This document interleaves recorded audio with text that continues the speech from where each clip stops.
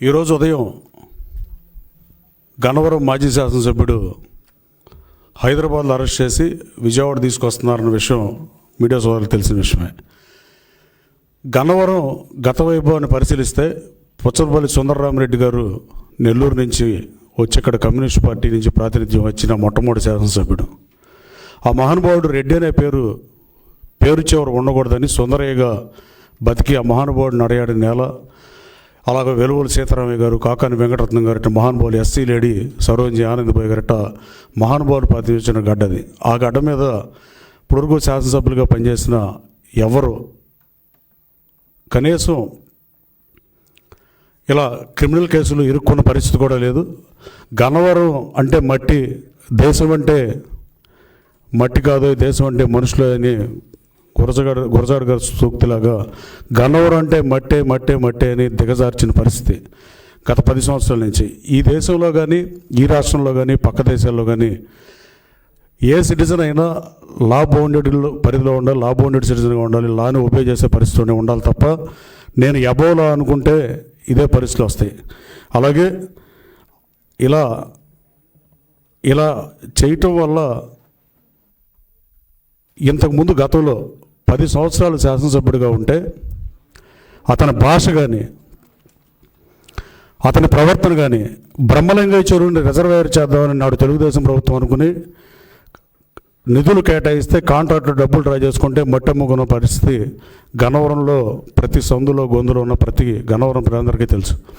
అలాగే land grabbings కానీ, మట్టి కానీ, నకిలీ ఇళ్ల పట్టాలు 2019లో పోటీ చేసినప్పుడు ఇచ్చిన పరిస్థితి కానీ, ఆ నకిలీ ఇళ్ల పట్టాలు డిస్ట్రిబ్యూషన్ గవర్నమెంట్ ఆఫీస్ చేయాల్సింది అతను మనుషులు పంచిన విధానం కానీ, ఇలా ఎన్ని మాట్లాడినా ఆఖరికి సభ్య సమాజం తలదించుకునే భాష విషయంలో కానీ, ఆఖరికి జగన్మోహన్ రెడ్డి గారికి ఎలాంటి వాళ్ళు నచ్చుతారని తీసుకున్నాడో ఆ రోజు చంద్రబాబు నాయుడు గారు ప్రధాన ప్రతిపక్ష హోదా పోగొడదామని తీసుకుని ఇవాళ ప్రతిపక్ష హోదా ప్రజల చేత తిరస్కరించబడి జగన్మోహన్ రెడ్డి గారు ఇలాంటి పనులు చేస్తూ ఉండేవాళ్ళు ఇష్టమై ఆయన తీసుకుని నేను జగన్మోహన్ రెడ్డిని అధికారంలో తీసుకోవడానికి నేను పోటీ చేసి నేను ఏ రోజు భాష తోనాలి. ఆ రోజు జగన్మోహన్ రెడ్డి గారు కూడా ఎట్టి పరిస్థితుల్లో అతన్ని ఓడించాలి, అతని దుర్మార్గాలకి అంతం పలకాలని చెప్పి తనకు వ్యక్తిగతంగా అతని మీద ఉన్నట్టుగా నన్ను పెనలూరు వర్గం అయితే నాకు ఆ సీట్ ఇస్తానని గన్నవరంలో నన్ను బతిమలాడిన పోటీకి చేయించిన పరిస్థితి వాస్తవం కాదా? ఆ తర్వాత పరిణామాల్లో చంద్రబాబు గారి హోదా పోగొడతాకు తీసుకోవాల్సి వస్తుంది, నన్ను రాజీ పడమంటే నేను రాజీ పడనని చెప్పాను, నా క్యారెక్టర్ ముఖ్యమని చెప్పాను. జగన్మోహన్ రెడ్డి గారు ఇట్లాంటివి ప్రోత్సహించడం వల్ల, అలాగే ఆఖరికి దుట్టా రామచంద్ర గారు 2014లో వైసీపీ అభ్యర్థిగా పోటీ చేస్తే, నేను 2019లో వైసీపీ అభ్యర్థిగా పోటీ చేస్తే మా ఇద్దరిని తోలనాడితే డాక్టర్ రామచంద్ర గారికి కానీ నాకు కానీ తెలుగు భాషలో బూతులు ఉంటాయనేది అందరికీ తెలుసు. కానీ మేమిద్దరం ఎప్పుడు భాష వాళ్ళం. మా ఇద్దరి మీద ఎవరైతే డాక్టర్ దుట్టా రామచంద్ర గారు కానీ, జగన్మోహన్ రెడ్డి గారు కానీ, జగన్మోహన్ రెడ్డి గారు కాదు నేను కానీ పోటీ చేసినప్పుడు మా మీద ఇతను పార్టీ మారి ఈ దందాలు చేయడానికి, నకిలీ ఏర్పాటాలు కేసులకి, అలాగే మట్టి దాని మీద ఎంక్వైరీ చేస్తాను జగన్మోహన్ రెడ్డి ఆ రోజు బ్రహ్మలింగయ్య చెరువు సాక్షిగా ముఖ్యమంత్రి గారు కోతవేడు దూరంలో ఇక్కడ అప్పుడు చంద్రబాబు గారికి సవాలు చేసిన మాట వాస్తవం కదా. మీ ఇంటి దగ్గరలో ఇంత మట్టి దోపిడీ జరుగుతుంటే మీరేం చేశారని అడిగిన మనిషి తర్వాత ఎంక్వైరీ చేయకుండా అతను పార్టీలో తీసుకున్న పరిస్థితి. డాక్టర్ దుట్టా గారి మీద అనుచిత వ్యాఖ్యలు చేసినా, నా మీద చేసినా, గన్నవరంలో 4000 మంది వైసీపీ కార్యకర్తల మీద కేసులు పెట్టించినా అన్నీ గాలి కుదిరి జగన్మోహన్ రెడ్డి తీసుకుని ఆ పాపం ఊరికే పోతుందని అడుగుతున్నా. నువ్వు ఏ విచారణ చేయని పరిస్థితి. నువ్వు నన్ను పోటీ చేయించేటప్పుడు మీరు చెప్పిన మాటలేంటి, ఈ పార్టీలో మనం ఉండలేమని చెప్పి, ఈ అవమానాలు మనం మొయ్యలేమని చెప్పి నేను పార్టీ మారా. కానీ అతను పార్టీ మార్చేటప్పుడు చంద్రబాబు గారు హోదా తీసేద్దామనే ఉద్దేశంతోనో, రౌడీలంటే ఇష్టంతోనో మరి ఎందుకు చేర్చుకున్నాడో జగన్మోహన్ రెడ్డి సమాధానం చెప్పాల్సిన అవసరం ఉంది. అలాగే అక్రమ లేఅవుట్లో అక్రమ లేఅవుట్లన్నీ వేసిన పరిస్థితి గన్నవరంలో. కామన్ సైట్లు మొత్తం అన్యాక్రాంతమైన పరిస్థితి. విజయవాడ రూరల్ మండలం టౌన్ కానుకుని మేము కార్పొరేషన్లో లేకుండా రూరల్ మండలంగా ఉన్న 9 గ్రామాల్లో ఒక్క లేఅవుట్లో కూడా కామన్ సైట్ వాడుకోవడం లేని పరిస్థితి. అలాగే అన్నీ కబ్జాలు చేసిన పరిస్థితి. అలాగే బ్రహ్మలింగ చెరువు చెప్పేందాక, అలాగే పోలవరం గట్ల మీద మట్టిని తీసిన పాపం ఇది శాపంలో వెంటాడుతుందని నేను పలుమార్లు చెప్పా. పోలవరం మట్టిని తీయటం వల్లే అంబాపురంకి మొన్న బుడమేరు పొంగినప్పుడు వాటర్ వచ్చిన పరిస్థితి. అలాగే ఎయిర్పోర్ట్ భూముల్లో అవినీతి జరిగిన పరిస్థితి. ఎయిర్పోర్ట్ పక్కన జరిగిన కాలనీల్లో లేఅవుట్లో రోడ్డులను రిజిస్ట్రేషన్ చేసిన పరిస్థితి. తోట వెంకయ్య అనే డాక్యుమెంట్ రైటర్ నాటం పెట్టుకుని అతను వైసీపీ నాయకుడు పెట్టిన పరిస్థితి. పుంకాలుగా ఎంతోమంది ప్రజలు వచ్చి గ్రీవియన్స్ ఇచ్చే పరిస్థితి. ఇంకా ఎన్నో వస్తాయో తెలియని పరిస్థితి. భూ కబ్జాలు, మట్టి, నకిలీల పట్టాలు, ఇట్లాంటి పోటీ అక్రమ లేఅవుట్లు ఇప్పించినట్లో కామన్ సైట్లు, మామూలు లేఅవుట్లో, సక్రమమైన లేఅవుట్లో కామన్ సైట్లు అన్నీ అన్యాక్రాంతం అయిపోయిన పరిస్థితి వాస్తవం కాదని అడుగుతున్నా. 10 ఏళ్లుగా పనిచేసిన ఎంఆర్ఓలుగా పనిచేసిన వాళ్ళ మీద ప్రభుత్వం విచారణ చేయాల్సిందిగా కోరత, ప్రభుత్వాన్ని, ముఖ్యమంత్రి గారిని కోరత. ఆ రోజున 5 సంవత్సరాలు మాధురి అనేవాడు కానీ, గత 5 సంవత్సరాలు అతను నాగభూషణం కాదు, పాత ఎంఆర్ఓ నరసింహారావు కానీ, వీళ్ళిద్దరూ ట్యాంపర్ చేయని రికార్డులు లేవు. 22A భూములు పెట్టిన పరిస్థితి. రెవెన్యూ సదస్సును ప్రభుత్వం నిర్వహిస్తుందంటే దాంట్లో అత్యధిక భాగం గన్నవరంలో ఉన్న పరిస్థితి. అన్ని రికార్డులు మార్చిన పరిస్థితి, గవర్నమెంట్ ఆస్తులు కాజేసిన పరిస్థితి, మట్టి దోని పరిస్థితి, చెరువులు అయితే ఎంత లోతుగారో తెరవని పరిస్థితి. ఇలా అన్ని అక్రమాలు, దందాలు చేసి గన్నవరం ప్రజల్ని కించపరచడం కాదని అడుగుతుంది. వాళ్ళు గన్నవరం ప్రజల్ని గతంలో భాష మీద పొట్టు లేకుండా ఏది పడితే మాట్లాడి గన్నవరం ప్రజల విలువను దిగజార్చిన పరిస్థితి. ఇవాళ గన్నవరంలో నేను చెప్పే ఎన్నికల ముందు నేను ఎవరి మీద ఒక కేసు కూడా పెట్టనని మీరు మీడియా సోదరులను కూడా అడుగుతున్నా. గత 10 సంవత్సరాలు ఎన్ని కేసులు నమోదైనాయి, నేను శాసనసభ్యుడానికి ఎన్ని నమోదైనా మీరు పరిశీలిస్తే పట్టుమని 100 కూడా. నేను ఒక్కటి కూడా ఈవెన్ వైసీపీ కార్యకర్త మీద కూడా నేను కేసు పెట్టలే ఇప్పటివరకు ఈ 8-9 మాసాల్లో. కానీ ఎటువంటి పావు దాని పిల్లల్ని తిన్నట్టుగా తెలుగుదేశం పార్టీలో అతని కోసం పనిచేసిన వాళ్ళ మీద అక్రమ కేసులు పెట్టిన పరిస్థితి వాస్తవం కాదా? గోడవ నరసయ్య గారి ఇంటి మీద దాడి చేసిన వాస్తవం కాదా? కాసనేరు రంగబాబు కాళ్ళేరు కొట్టిన మాట వాస్తవం కాదా? ఇలా చెప్పుకుంటే ఒక గంట సేపు పడతాయి. భూ కబ్జాలు కానీ, దందాలు కానీ, రౌడీయిజం కానీ, ఇలాంటి పరిస్థితులు గన్నవరంలో నెలకొనడం చాలా బాధాకరం. అలాగే వీటికి తోడు గన్నవరం సెంటర్లో కూడా, గన్నవరం అంటే మీ మీడియాలో కూడా గన్నవరం ఒక చిన్న బోర్డు చూపెత్తారు. అట్లాంటి స్థితిలో గన్నవరం నెట్టాడు. మంచి సిగ్నల్ సిస్టమ్ లేదు గన్నవరంలో. అలాగే మహాత్మా గాంధీ స్టాచ్యూ బాగోపోయిన పరిస్థితి, రామారావు స్టాచ్యూ కూడా బాగోని పరిస్థితి. ఈ 2 విగ్రహాలు బ్రాంజ్ విగ్రహాలు ఆర్డర్ చేశా. రాబోయే కాలంలో గన్నవరం సెంటర్ అంటే దాన్ని చూపించాల్సిందిగా మిమ్మల్ని కోరుతున్నా. గన్నవరానికి గత వైపును తీసుకురావాల్సిన అవసరం ఎంతైనా ఉంది. గత 10 సంవత్సరాలుగా గన్నవరం ప్రజలు ఈ రౌడీయిజానికి, గన్నవరం ప్రజలు ఆస్తులు, ప్రజల ధన మాన ప్రాణాలు రక్షించాల్సిన ప్రజాప్రభుత్వాల్లో చీడపురుగులాగా పనిచేస్తే, నాయకుడు మంచివాడైతే సమాజానికి మంచి జరుగుతుంది. తన అభ్యున్నతి కోసం పనిచేసి అక్రమంగా మట్టి దవ్వి, భూదందాలు చేసి ఇన్ని చేసి ఇంకా ఎన్ని బయటకు వస్తాయో తెలియని పరిస్థితి. 10 ఏళ్ళు పనిచేసిన ఎంఆర్ఓల మీద విచారణ చేస్తే 100 కోట్ల రూపాయల ఆస్తులు మాధురి గారి దగ్గర కానీ, నరసింహారావు గారి దగ్గర కానీ ఉంటాయి అనడంలో ఏమాత్రం సందేహం లేదు. అన్ని రికార్డులు ట్యాంపర్ చేశారు. అన్ని ప్రభుత్వ భూముల్ని సొంత భూములుగా మార్చి అమ్మిన పరిస్థితి. ఎన్ని రెవెన్యూ సదస్సుల్ని మా ప్రభుత్వం నిర్వహిస్తుంటే రెవెన్యూ సదస్సులో పెట్టినవి కాకుండా 3 కోట్ల రూపాయలకి రిజిస్ట్రేషన్ చేసిన పరిస్థితి. 3 కోట్ల రూపాయలు క్యాష్ పెడితే ఏ రిజిస్టర్ ఆఫీస్ అన్నా రిజిస్టర్ చేసే పరిస్థితి ఉందా? న్యూజివీడ్లో రిజిస్ట్రేషన్లు చేపిస్తాం. అసలు ఇవన్నీ చేయాలంటే గన్నవరంలో నేను పోలీస్ స్టేషన్లో అక్కర్లేదని చెప్పే గతంలో నారా లోకేష్ బాబు పాదయాత్రలో నేను తెలుగుదేశం పార్టీలో ఇక ఈ అవమానాలు చాలు, ఈ పార్టీలో మనం పనిచేయలేము, నేను తెలుగుదేశం పార్టీలో చేరిన తర్వాత లోకేష్ గారితో పాటు పాదయాత్ర చేస్తుంటే 2వ రోజే మా అందరి మీద, నారాయణ గారి మీద, రవీంద్ర గారి మీద, రావు వెంకటేశ్వర గారి మీద, ఉమా గారి మీద, ఇట్లా తెలుగుదేశం పార్టీ నాయకులు అందరి మీద కేసు పెట్టిన పరిస్థితి. నేను లోకేష్ బాబు పక్కన రోడ్డు మీద నడుస్తుంటే ఆ రోజున నేను 307 అటెంప్టివ్ మర్డర్ నేను చేశానని చెప్పి నా మీద కేసు పెట్టిన పరిస్థితి. అలాగే గతంలో SC/ST కేసులు పెట్టిన పరిస్థితి. కేసులు పెట్టడం, వేధించడం నిత్యకృత్యంగా ఉన్నప్పుడు ఆ పాపం ఉసురు డెఫినెట్గా తగులుతుందని నేను మనస్ఫూర్తిగా నమ్ముతున్నా. అలాగే ఎవరి మీదైనా క్రిమినల్ కేసు పెట్టి గన్నవరం ప్రతినిధిని గన్నవరం ప్రజల ఆత్మగౌరవాన్ని మంటగలిపి, అలాగే ఇందా చెప్పినట్టుగా ఎవరైతే తన కోసం పనిచేశారు, ఆఖరికి నేనైతే 2019లో రిగ్గింగ్ చేసిన నా ఓటమికి పనిచేసి రిగ్గింగ్ చేసిన వాళ్ళని కూడా నేను వాళ్ళతో కలిసి పనిచేసే పరిస్థితి. ప్రజాస్వామ్యంలో రాజకీయాల్లోకి వచ్చేది ప్రజల జీవితాన్ని మారుస్తూ ఉన్న ఏకైక ఆయుధం రాజకీయం, అది ఏ దేశమైనా. కథే దురదృష్టం ఏంటంటే ఇలాంటి వ్యక్తులు రాజకీయాల్లో ఉండడం వల్ల వాళ్ళ వ్యక్తిగత ఆస్తులను పెంచుకోవడం కోసం పవర్ను ఉపయోగించి ప్రజల్ని భయభ్రాంతులు గురి చేయటం, నోటికి ఎంత వస్తే అంత మాట్లాడటం, చంద్రబాబు నాయుడు గారు నా మీద పోటీ చేయండి ఇలాంటి మాటలు మాట్లాడతాం. ఆ గుడివాడు అతనికి సాంతం బుద్ధి కూడా లేదు అతనికి. అతనైతే చంద్రబాబు నాయుడు గారు కుప్పంలో గెలిస్తే నేను అడుపుట్లు పాలిష్ చేస్తా. ఇప్పుడు చంద్రబాబు గారు ముఖ్యమంత్రి అయ్యారు, కుప్పంలో గెలిచారు, నువ్వు ఎక్కడున్నావో తెలియని పరిస్థితి. నోటికి ఎంత వస్తే అంత మాట్లాడినప్పుడు కనీసం జగన్మోహన్ రెడ్డి గారు వైసీపీ అధ్యక్షుడిగా దాన్ని ఖండిస్తే తన విలువన్నా పెరిగేది. గాలికి వదిలి ఆయన తిడితేనే బాగుంటుందని చెప్పిగా వదిలి ఇవాళ ప్రతిపక్ష హోదా రాకుండా 11 స్థానాలకు పరిమితం అయిపోయాడు. రేపు వచ్చే ఎన్నికల్లో కూడా జగన్మోహన్ రెడ్డిని సూటిగా అడగదలుచుకున్నా. మీరు మేనిఫెస్టోలో 10% సీట్లు వస్తేనే ప్రతిపక్ష హోదా వద్దని రూల్ బుక్ చెప్తుంది. 18 మంది శాసనసభ్యులు మీరు గెలిపిపోతే నేను అసెంబ్లీకి వెళ్ళని వచ్చే ఎన్నికల్లో మేనిఫెస్టోలో పెట్టి పోటీ చేసే దమ్ము ఉందా అని, అలాగే మైక్ ఇవ్వట్లేదని ఇట్లాంటి మాటలు మాడే పరిస్థితి. మీ వాళ్ళు మళ్ళీ వాళ్ళ పొద్దున్న నుంచి మాజీ శాసనసభ్యుని అరెస్ట్ చేస్తే గన్నవరం ప్రజలు గన్నవరంలో గతంలో జరిగినవన్నీ భూ కబ్జాలు కానీ రోజు గ్రీవియన్స్ వచ్చే పరిస్థితి. ఇవాళ పొద్దున్నుంచి వైసీపీ నాయకులు చాలామంది మాట్లాడుతున్నారు. మీరు అతను మాట్లాడే భాషను సమర్థిస్తున్నారా? జగన్మోహన్ రెడ్డి గారు మీరు కూడా సమాధానం చెప్పాల్సిన అవసరం ఉంది. నువ్వు చేష్టలుడికి చూస్తానంటే ఇదేమో మహిసభ కాదు. మీరు అసెంబ్లీకి రానంటాం, అసెంబ్లీకి వచ్చినా మీకేం ఇబ్బంది లేదు. నేను కూటమి నుంచి గెలిచిన 144 మంది పార్లమెంటరీ భాష మాట్లాడతారు తప్ప మిమ్మల్ని అఘోరంగా మాట్లాడే పరిస్థితి ఉండదు. మీరు శాసనసభకు రావాలి. అట్టగా మీరు మైక్ ఇవ్వలేదంటాం, చంద్రబాబు గారితో పాటు ఈక్వల్గా మైక్ కావాలంటాం.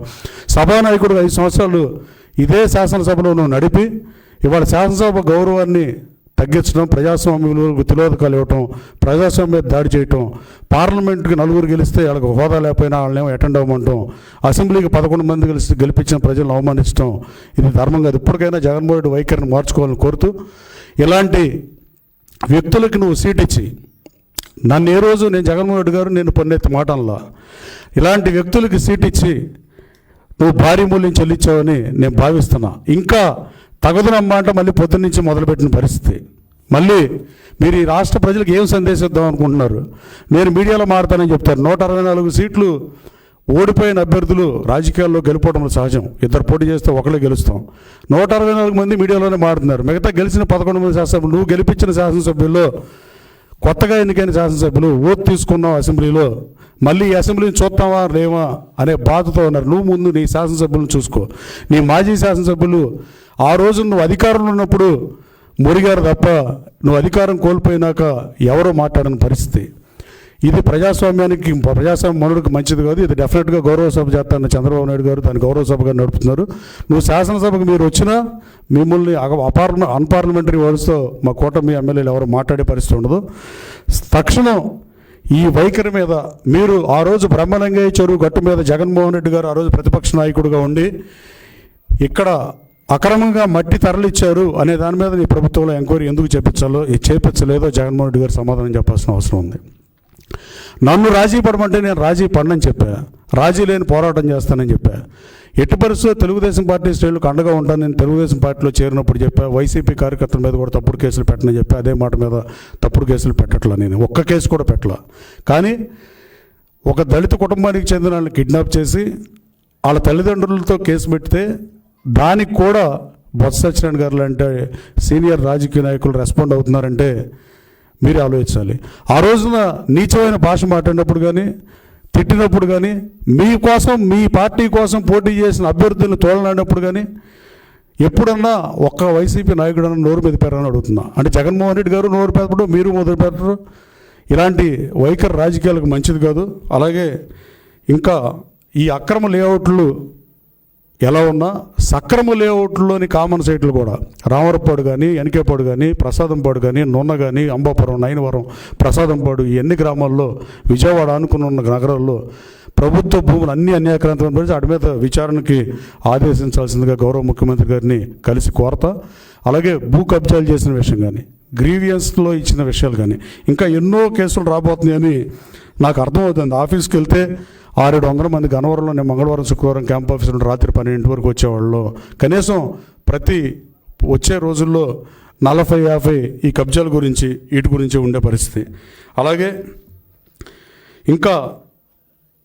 ఇంకా ఈ గన్నవరం గురించి ఇంకా ఏం మాట్లాడినా గన్నవరం ప్రజలు నగుబాటు గురి చేసినట్టే. గన్నవరం ప్రజలు చారిత్రాత్మక తీర్పిచ్చి గతంలో ఎన్నడూ లేనంతగా 55 నుంచి ఎప్పుడు ఇవ్వనంత మెజార్టీ ఇచ్చి నన్ను శాసనసభకి అనుకున్నారు. అభివృద్ధి ఎజెండాగా పనిచేస్తున్నా. మల్లవల్లిలో ఇండస్ట్రియల్ పార్క్ ఉంటే దాన్ని గాలికి వదిలేసిన పరిస్థితి. అసలు అభివృద్ధిని పట్టించుకోకుండా ఎంతసేపు పరుష పదజాలం మాడటం, మీడియా అటెన్షన్ గ్రాప్ చేయటం, మీడియాలో మాడితే అది గొప్ప అనే పరిస్థితిలో మాడటం, ఏ మాట వస్తే ఆ మాట మాట్లాడటం, సభ్య సమాజం తలదించుకునే మాటలు, అన్పార్లమెంటరీ వర్డ్స్. దేనికైనా మీడియాకి సెన్సార్ ఉండాల్సిన అవసరం ఉంది. మీడియాకి సెన్సార్ ఉంటే అసలు ఇలా అన్నీ ఆ రోజున సినిమాకి సెన్సార్ ఉన్నట్టే పోతాయని గతంలో కూడా నేను మీ మీడియా సమస్యలో చెప్పాను. ఎవరు తప్పు చేస్తే వాళ్ళు శిక్షించబడతారు. లా బౌండెడ్ సిటిజన్స్గా బతకాల్సిన అవసరం ఉంది. లాని ఒబే చేయాల్సిన అవసరం ఉంది. ఎబో లా అనుకుంటే అది ముఖ్యమంత్రి అయినా, మాజీ ముఖ్యమంత్రి అయినా, శాసనసభ్యుడైనా, మాజీ శాసనసభ్యుడైనా చట్టాలు ఒక్కొక్కరికి ఒక్కో చట్టం ఉండే పరిస్థితి లేదు. ఐపీసీ కోడ్లు కూడా మార్చాల్సిన అవసరం ఉందని చెప్పి బూతులు మాట్లాడిన పరిస్థితి వీళ్ళని చూసి. అంటే వీళ్ళు ఎట్టండి వాళ్ళు వచ్చారంటే ఐపీసీ కోడ్లో లేని సెక్షన్లు కూడా ఎత్తుక్కుని బూతులు తిడితే ఏం కాసు అవదని బూతులు తిట్టే మాట్లాడే పరిస్థితి. గన్నవరం ప్రజలకి నేను సారీ చెబుతున్నా. గతంలో మహానుభావుడు సుందరయ్య గారి దగ్గర నుంచి మొన్నటి శాసనసభ్యుడిగా పనిచేసిన బాలవర్ధన్ గారి దాకా ఎవరు క్రిమినల్ రికార్డులో కానీ, అవినీతి మరక్ కానీ, ముద్రపోయిన గారు కానీ ఎవరైనా అసలు మకిలే లేదు. అలాంటిది గత 10 సంవత్సరాలుగా గన్నవరం ప్రజలను వేధించి గన్నవరం ప్రజలు నగుబాటు గురయ్యేటట్టు, గన్నవరం ప్రజలు ప్రపంచంలో తలెత్తుకోనట్టుగా చేసిన పరిస్థితులు వాస్తవం కాదా? అలాగే ఇవాళ వైసీపీ నాయకులు సాయంత్రం కన్నా మీరు తప్పుని ఒప్పుకుంటే బాగుంటుందని మీకు చెప్తున్నా. మీతో కొన్నాళ్ళు పనిచేసిన దాంతో మీకు ఒక విషయం స్పష్టంగా చెప్పదలుచుకున్నా. నన్ను ఏ రోజు ఈ రాష్ట్రంలో 175 మంది వైసీపీ నాయకులు ఎవరు నన్ను విమర్శించిన పరిస్థితి లేదు, అదర్ దాని కొడాలి నాని ఇతను తప్ప. కానీ మీరందరూ ఇతనేదో మహానుభావులాగా ఇతనేమి చేయనట్టుగా మీరందరూ మొసలు కన్నీరు కాల్చడం బాధాకరం. మీలో చాలామంది ఇలాంటి భాష మాట్లాడరు. కానీ ఆ రోజున మాట్లాడింది మర్చిపోయారా? గురు గోవిందగంజ్లాగా మీరు మాట్లాడటం హాస్యాస్పదమని భావిస్తూ రాబోయే కాలంలో తప్పు చేసిన వాళ్ళు ఎవరైనా శిక్షార్హులే. అధికారులు కూడా వదిలిపెట్టే ప్రసక్తే లేదు. ఎంతోమంది తప్పు చేసిన వాళ్ళు శిక్ష పడిన సందర్భాలు ఈ దేశంలో కదా, పక్క దేశాల్లో కానీ, పక్క రాష్ట్రాల్లో కానీ, రాష్ట్రాలకు ముఖ్యమంత్రులుగా పనిచేసిన వాళ్ళు కూడా తప్పు చేసిన వాళ్ళు శిక్షార్హులే. ఇక మాజీ శాసనసభ్యుడు ఇలాంటి వైఖరికి ఓడగట్టి గత 9 మాసాలుగా ఆ రోజున వైసీపీ నుంచి పోటీ చేసి ప్రగల్భాలు పలికి కావాల్సిన మీడియాతో కావాల్సిన క్వశ్చన్లు అడిగించుకుని చేసి ఇవాళ 8 మాసాల నుంచి నియోజకవర్గానికి దూరంగా ఆఖరికి వైసీపీ కార్యకర్తలు కూడా గాలి కుదిలేసిన మాట వాస్తవం కాదని అడుగుతున్నా. రాజకీయాల్లో ఇది ఏమాత్రం మంచిది కాదు. గన్నవరం అభివృద్ధి నేను లక్ష్యంగా పనిచేస్తున్నా. మల్లవల్లి పారిశ్రామికదారులు కూడా చాలామంది భూములు ఉన్న రైతులకు కాకుండా వాళ్ళ బెనామీలకు డబ్బులు దోచిపెట్టిన పరిస్థితి వాస్తవం కాదా? దాని మీద కూడా నిజాన్ని నిగ్గు తేల్చాల్సిన అవసరం ఉంది. మల్లవల్లిలో దాదాపు నేను అశోక్ లైలాండ్ ప్రజలతో మాట్లాడి వెనక్కి తీసుకొచ్చిన తర్వాత గౌరవ ముఖ్యమంత్రి గారు 16.5 లక్షలకు ఎకరం ఇస్తే ఇప్పుడు దాదాపు 200 కంపెనీలు వచ్చే పరిస్థితి. 479 ఎకరాల అసైన్ ల్యాండ్ కూడా ఏపీఐసీ ఎక్వైర్ చేస్తున్నాం. రాబోయే కాలంలో పరిశ్రమలు తీసుకొస్తాం. గన్నవరంలో అతను శాసనసభ్యుడిగా ఉన్నప్పుడు కనీసం ఏపీఐసీకి ఆర్చ్ నిర్మాణం కూడా చేయని పరిస్థితి. గన్నవరం సెంటర్కి ఐడెంటిటీ లేకుండా చేసిన పరిస్థితి. భూమి కబ్జాలు, రౌడీయిజం, క్యాసినోలు ఇలాంటివి తప్ప ప్రజల ధనమాన ప్రాణ రక్షణను చేయాల్సిన అవసరం స్థానిక శాసనసభ్యుడిగా సర్పంచ్ స్థాయి నుంచి ముఖ్యమంత్రి గారి స్థాయి వరకు ఏ ప్రజాప్రభుత్వంలో ఎవరు అధికారంలో ఉన్నా ఈ 3 చేయాల్సిన అవసరం. ఈ 3టికి తిరోధకాలు ఇచ్చి ఆ 3టిని ఇబ్బంది పెట్టి అక్రమ కేసులు పెట్టి వైసీపీ అని కొన్నాళ్ళు, అక్రమ కేసులు పెట్టి తెలుగుదేశం పార్టీ నాయకులందరినీ జైలుకు పంపించిన పరిస్థితి వాస్తవం కాదా? అలాగే ఆస్తులు అన్యాక్రాంతమైన మాట వాస్తవం కాదా? రెవెన్యూ రికార్డులు ట్యాంపర్ చేసిన పరిస్థితి వాస్తవం కాదా? నరసింహారావు అని ఎంఆర్ఓని 5 సంవత్సరాల పాటు గన్నవరం బాపులపాడు ఇన్ఛార్జిగా 2 పెద్ద మండలాలు, ఒక 75,000 1,50,000 ఓట్లు, 2,25,000 జనాభా ఉన్న ఊళ్ళల్లో ఒకే అమ్మారును ఉంచడం అవినీతి చేయడానికి కాదని అడుగుతున్నా. అలాగే ఆ రోజు జాయింట్ కలెక్టర్ని అడ్డం పెట్టుకుని నేను 150 ఎకరాల ప్రభుత్వ భూమి అన్యాక్రాంతం అవ్వకుండా ఎయిర్పోర్ట్ దగ్గర నేను కాపాడా 15 ఎకరాల ప్రభుత్వ విలువైన భూమిని. కానీ ఆ రోజు జాయింట్ కలెక్టర్ నేను మర్లపాలెంలో కానీ ఎరికేపాడులో కానీ ల్యాండ్ ఎక్విజిషన్ చేస్తే నేను కిక్ బ్యాక్లు తీసుకోవాలా? జాయింట్ కలెక్టర్ అడుగుతుందంటే ఆలగడ్డ వెంకటరావు ఇవ్వద్దని చెప్పాను చెప్పాను. కానీ తర్వాత వీటన్నిటి మీద కూడా విచారణ జరిపించాల్సిన అవసరం ఉంది. గౌరవ ముఖ్యమంత్రి గారిని అతి త్వరలో కలిసి ఈ ఎంఆర్ఓల పాత్ర మీద 10 సంవత్సరాల మీద ఎంక్వైరీ చేస్తే పొంకాలుగా ఒక ఈనాడు పేపర్కి కానీ, ఆంధ్రజ్యోతి పేపర్కి కానీ, ఈవెన్ మీ సాక్షి పేపర్కి కానీ మీ సాక్షిలో మీరు రాయలేదని అడుగుతున్నా. ఆ రోజున అవినీతి అనకుండానే అన్నీ అంటే మీ దగ్గర ఉంటే ఒకటి, ఇక్కడైతే ఒకటి. నేను ఏ రోజు అలాంటి రాజకీయాలు చేయలే. గన్నవరం ప్రజల కోసం, గన్నవరం ప్రజలను ఎవరిని ఇబ్బంది పెడతాం నా అభిమతం కాదు, నా మతం కాదు. ఎట్టి పరిస్థితుల్లో గన్నవరం అభివృద్ధి ఎజెండాగా పనిచేస్తున్నా. తప్పు చేసిన వాళ్ళు ఎవరైనా శిక్షార్హులే. రాబోయే కాలంలో వీటన్నిటి మీద ఎంక్వైరీ చేయాల్సిందిగా ముఖ్యమంత్రి గారిని కోరతా. Thank you. నో నేను చెప్పింది అలా కాదండి. నేను చెప్పింది ఎలా అంటే, గతంలో ఎన్నికల ప్రచార సభల్లో కూడా నేను చాలా సభల్లో చెప్పాను. 4500 మంది మీద కేసులు పెట్టిన పరిస్థితి. అక్కడ నేను అధికారంలోకి వస్తే నేను తప్పుడు కేసులు పెట్టను, సాధారణ ప్రజలని పరిపాలించడానికి శాసనసభ్యుడు అవ్వాలి తప్ప, గన్నవరం స్థితిని గతిని మారుతాకి రాజకీయాల్లోకి వచ్చాను తప్ప అభివృద్ధి ఎజెండాగా పనిచేస్తాకు వచ్చానని చెప్పా. అక్రమ కేసులు పెట్టనని చెప్పా. నేను ఇప్పుడు కూడా పెట్టలే. మీరు you can verify all the police stations in Gannavaram area. Previous years జరిగిందండి. నేను లోకేష్ బాబుతో పాటు పాదయాత్ర చేస్తుంటే కనీసం జగన్మోహన్ రెడ్డి గారికి నేను అన్నం పెడితే 31 రోజులు అతని పర్యటన నేను దగ్గరుండి నడిపిస్తే ఆ ఖర్చు అంతా నేను భరిస్తే నాకు సున్నం పెట్టిన పరిస్థితి. పైపెచ్చు ఆ పార్టీ నుంచి వస్తే నేను అక్కడ ఒక్కళ్ళు కూడా మాట అనకుండా వచ్చేది నా క్యారెక్టర్. తర్వాత నేను పార్టీలో నుంచి వెళ్ళి లోకేష్ బాబు సమక్షంలో తెలుగుదేశం పార్టీలో చేరిన రెండో రోజే 307లో 5 కేసులు, 52 మీద రంగనగూడెంలో కేసులు, ఇవన్నీ పెట్టినప్పుడు కూడా నేను మీడియా తోదలకు చెప్పా, ఒక మాట ఇచ్చామంటే ఆ మాట మీద కట్టుబడి ఉండాలి. మనం ప్రజలకి ప్రజా సమస్యల పరిష్కర్తగా రాజకీయాల్లో ఉండాలి తప్ప ప్రజలకు సమస్యలు సృష్టిస్తగా రాజకీయాల్లో ఉండే రకం నేను మాత్రం కాదు. అంతే తప్ప ఎంక్వైరీ చేయమంటాం వేరు, అక్రమ కేసులు పెడతాం వేరు. నేను అక్రమ కేసులు అంటే వైసీపీ కార్యకర్తను తీసుకొచ్చి వేధించి పొద్దున్నే స్టేషన్ మీద సాయంత్రం తిట్టండి. అతను ఏదైతే చేశాడో తెలుగుదేశం పార్టీ వాళ్ళు గోడవ నరసయ్య గారి ఇంటి మీద దాడి చేసిన పరిస్థితి. ఈడిపోయిన కృష్ణమూర్తి గారిని ఊటూరులో ఉంటే ఆయన 52 వాళ్ళ తండ్రి ఇల్లు కడితే, అరే మీ నాన్న ఎందుకు, ఈయనకే 78 ఏళ్ళు, నీ నాన్న వీళ్ళు ఎందుకు కట్టాడని ఆ రోజున సీఏ మాట్లాడిన పరిస్థితి. అంటే గన్నవరం కాన్స్టిట్యున్సీ మీకు బయటకి మీడియా కూడా కొంతమేరకే తెలుసు. కానీ గన్నవరం ఒక 10 ఏళ్ళు గన్నవరం ప్రజలు చాలా ఇబ్బందులు పడిన పరిస్థితి. ప్రతిదీ మీ నోటీస్కి వస్తుంది అనుకోవడం కూడా కరెక్ట్ కాదేమోనండి. నేను చెప్పింది అది. అంతే తప్ప ఈ కేసులు ఇప్పుడు అడుగుతున్నా కదా, గౌరవ ముఖ్యమంత్రి గారిని కలుస్తా. గత 10 ఏళ్ళ నుంచి అమ్మారులు పనిచేసిన వాళ్ళ మీద ఆల్రెడీ ప్రభుత్వం విజిలెన్స్ ఎంక్వైరీ వీటన్నిటి మీద మైనింగ్ మినిస్టర్ గారు కూడా ఉన్నారు. క్వారీల మీద ప్రభుత్వం విచారణ చేస్తుంది. అంతే తప్ప ఇప్పుడు దీని అర్థం కేసులు పెట్టమంటే తప్పు చేస్తే పెట్టమని కాదండి. ఇప్పుడు దొంగతనం చేస్తే కేసు పెడతామా పెట్టమా? అదే నేను దొంగ కేసులు పెట్టనని చెప్పి అది మీరు గమనించాల్సింది. 100% ఉంటుంది. ఎందుకు ఉండమండి? ఇప్పుడు తప్పు చేసిన వాళ్ళు ఎట్టి పరిస్థితి వదిలిపెట్టే ప్రసక్తి ఉండదు. ఒక తీగలాగితే డొంక కదిలినట్టు దేనికైనా స్టార్టింగ్లో ఒకటి ఉంటుంది, స్టార్టింగ్ పాయింట్ అనేది. దాని తర్వాత నెక్స్ట్ ఆటోమేటిక్గా అధికారులే కడతారు. ఇప్పుడు ఈ ఎంఆర్ఓల పేరు కూడా మీకు డైరెక్ట్గా చెప్పాను, నేను ప్రభుత్వంలో ఉండి కూడా చెప్తున్నా. ముఖ్యమంత్రి గారిని కోరతా, ఈ 10 ఏళ్లలో గన్నవరం ప్రజల ఆస్తులు ధ్వంసమైన మాట, రికార్డులు ట్యాంపర్ అయిన మాట, ఇవి నేను పొలిటికల్ ఆరోపణలు కాదు. You can take my word. నేను అంటే అట్లాంటి ఆరోపణలు చేసే వ్యక్తిని కూడా కాదు. ఇవన్నీ ఎట్టి పరిస్థితుల్లో నేరాలు నిరూపితమయ్యే మాడుతున్నా నేను. ఈ ఇద్దరు ఎంఆర్ఓలు రికార్డులు ట్యాంపర్ చేసిన మాట వాస్తవం కాదా, అక్రమమైన జరుగుతున్న మాట వాస్తవం కాదా? కానీ నేను ఎప్పుడైనా మన మీడియాలో కూడా రాస్తున్నారు మైనింగ్ వార్ జరుగుతుంది. నేను అసలు మైనింగ్ గన్నవరంలో మైనింగే జరగలేదు, ఇంకా మైనింగ్ వార్ ఏం జరుగుద్దండి? నేను మైనింగ్ ఆపేసి ఉంది గన్నవరం కాన్స్టిట్యూన్సీలో. ప్రభుత్వం విచారణకు ఆదేశించింది. మంత్రి గారు ఇక్కడే ఉన్నారు. ముఖ్యమంత్రి గారు వేసిన విచారణ పూర్తి అవ్వకుండా మైనింగ్ జరగకుండా మైనింగ్ వారు ఎందుకు జరుగుద్ది? వల్లమనేని వంశీ అనే అతను మనుషులు, మాజీ శాసనసభ్యుడు మనుషులు ఆ రోజున కొడాలి నాని లారీలు తిప్పుతున్నారని చెప్పాం మనం ఈ మీడియా సంస్థ. అంతే తప్ప నేను మైనింగ్లు జరగట్లా, అక్రమ మైనింగ్ల మీద ఎట్టి పరిస్థితుల్లో అక్రమ మైనింగ్ చేసిన వాళ్ళు శిక్షార్హులే. ఏ తప్పు చేసినా ప్రభుత్వం వదిలిపెట్టదు, దాంట్లో నోట్ పెట్ట. అది అధికారులైనా ఎంఆర్ఓలైనా ఏ స్థాయి అధికారైనా, ఏ స్థాయి అధికారిని శాసనసభ్యుడిని ఎవరిని తప్పు చేస్తే కాపాడదు. నేను తప్పు చేస్తే ఎవరు కాపాడతారు?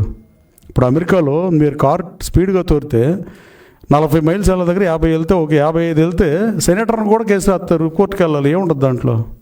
ఎక్కడైనా అంతే, ఎక్కడైనా అక్కడ చట్టాలు ఎక్కడైనా ఒక రకంగా ఉంటే చట్టాలకు లోబడే బతకాలి మనం. చట్టాలకి అతిక్రమించి బతికినాడు శిక్షార్హులే, దాంట్లో no doubt about it. No second thought. ప్రభుత్వానికి కూడా రెండో ఆలోచన లేదు. ఎట్టి పరిస్థితుల్లో కామన్ లేఅవుట్ల మీద విచారణ చేయమని ఇద్దరు కలెక్టర్ని కోరా. ఎన్టీఆర్ కలెక్టర్ గారికి లేఖ రాశా, అలాగే కృష్ణా కలెక్టర్ బాలాజీ గారికి లేఖ రాశా. అన్ని విచారణలు ఎట్టి పరిస్థితి చేసి తీరుతాం. ప్రభుత్వం ఉంది, అందుకే కదా గత ప్రభుత్వంలో చేసిన లోపాలు ఏమైనా ఉంటే వాటిని సరిదిద్దాల్సిన బాధ్యత మా ప్రభుత్వం మీద ఉంది.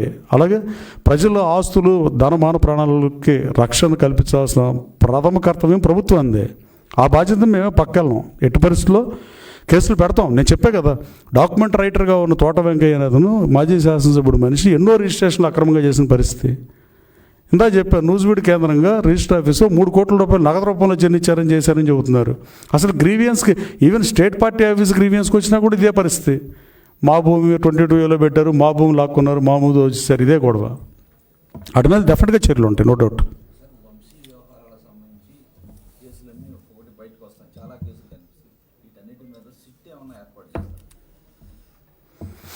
ప్రభుత్వంలో చర్చించి ముఖ్యమంత్రి గారు చూస్తారు. అది